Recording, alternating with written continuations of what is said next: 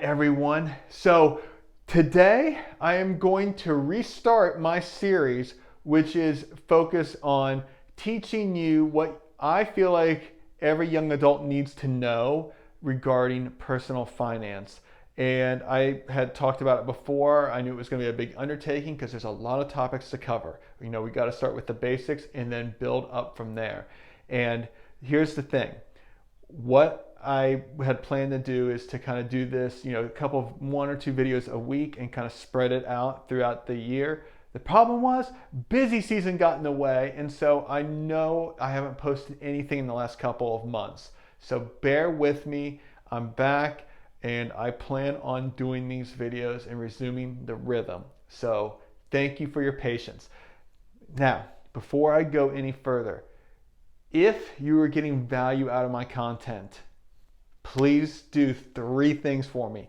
Like this video, subscribe to the channel, and tell your friends, because there are so many people that need to know this information. There's a lot of financial education is lacking in this country, and I want to do my part to help solve that problem.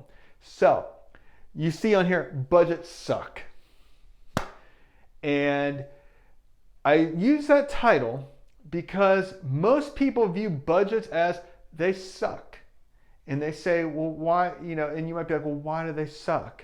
They suck because a lot of people view them as being restrictive. They view them as like, oh, you're telling me what I can and can't do with my money. Here's the problem. To me, the budget is a blueprint. And I think a lot of people get caught up in the mechanics of the budget, but we miss the big picture. Here's the big picture, is you have your goals. You have your goals. Your goals are going to be focused on, you're going to have your short-term goals, you're going to have your medium-term goals, and your long-term goals. And when I think about short-term, maybe this is like an emergency fund. And maybe your medium term is like you're saving for a house. And then longer term might be retirement. Sorry, my handwriting's a little sloppy, but so again, we have different levels of goals. Everyone is going to have financial goals, and those goals are very personal. But what you have to do is you have to set these, because think of it as your vision.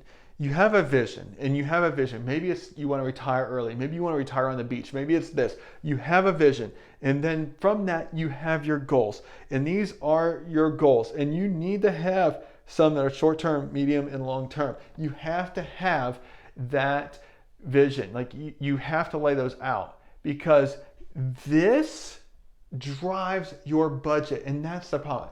People focus on the mechanics of the budget, but they don't realize the budget is the playbook that allows you to hit these goals.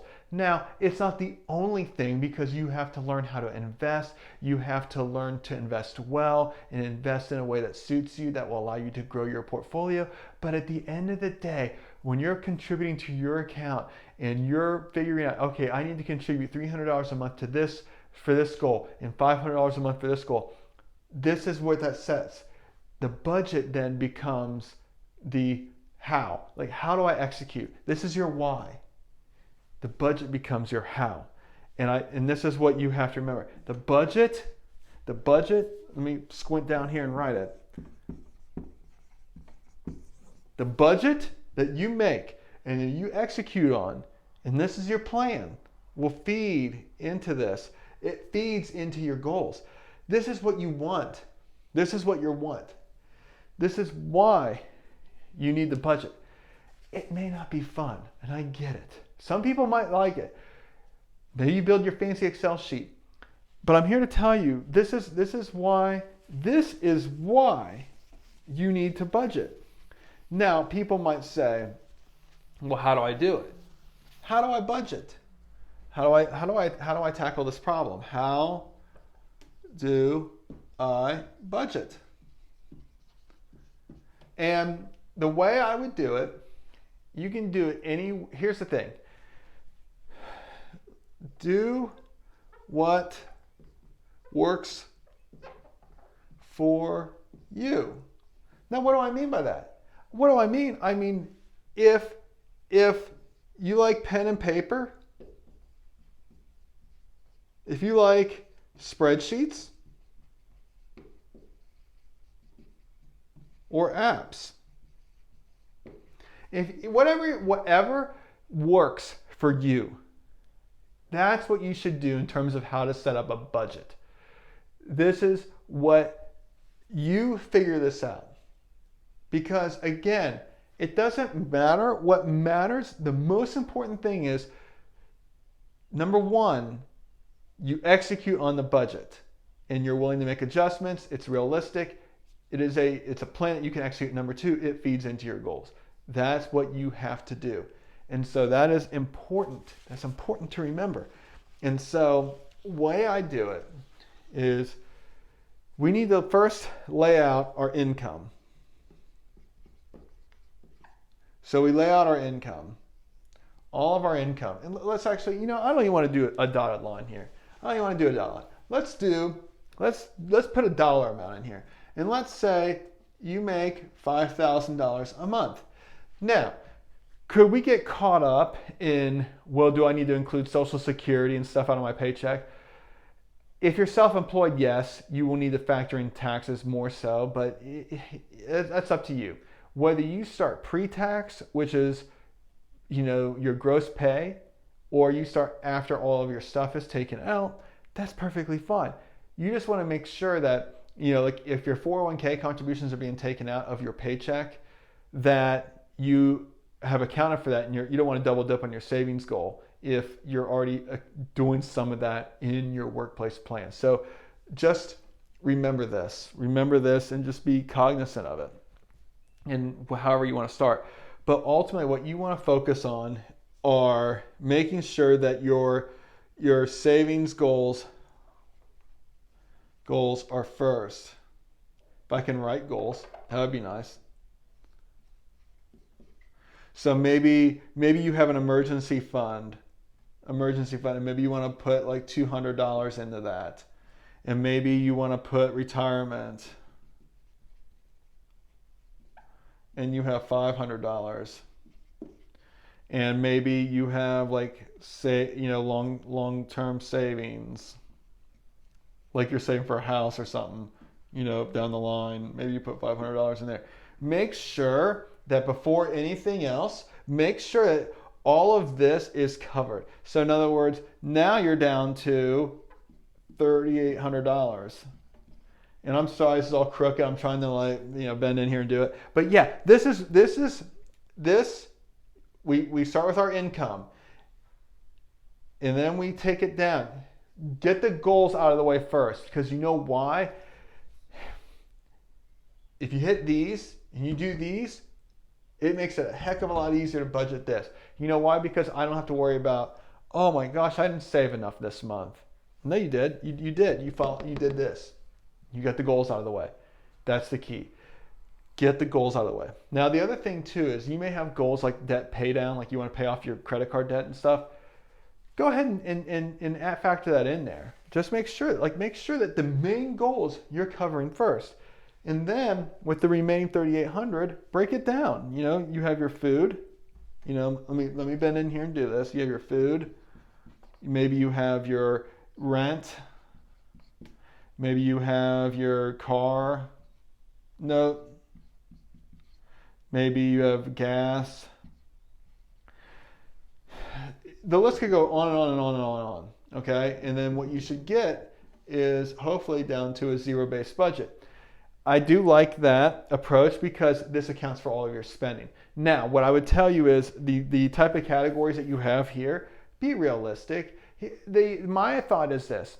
Try to categorize so that you can get good, you want to see some detail, but you don't want to see too much. Like, I don't think that, for groceries, maybe for food, you have food and eating out as two separate line items. But for example, I would not have a separate line item for paper goods, like toilet paper and stuff.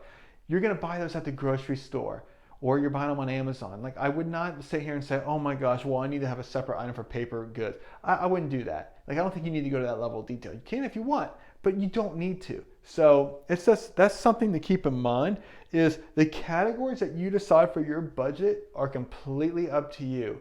But again, the ideal goal is when you start organizing everything like this and you figure out what you spent on food, you'll be able to adjust your budget. You might realize when you first make your budget, hey, oh my gosh, I'm over budget on food by $100. Well, then next month, increase it by $100. Make the adjustments and make sure that if you're adjusting here, that you're taking out somewhere else. That's what a budget will do. And this is how I would do it. And again, you can use an app, like why you need a budget, or you can use Personal Capital. Mint will do it. Any of those will do. And you could even use one that I like is Tiller. That's a good one. You can use Personal Capital. I think I just said that one already. But yeah, you can, if you want, you can use your own spreadsheet, pen and paper, and do it that way. But at the end of the day, you want to get where you're accounting for all of your expenses on a budget. And the other thing that you'll have to do is, once you set this budget, you got to execute on it. So maybe you automate this and have that come out no matter what. And then this stuff you work on and you manage that. Because if this is automated, it makes it a lot easier to manage all this. So that's my thought. And that's how I would recommend making a budget, is again, lay out your categories, make sure the most important things are always taken care of.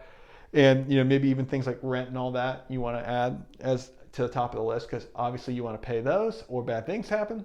So put those at the top, and then just go down the list of all your expenses, and you will figure out what you need to cut, what you can add, so on and so forth.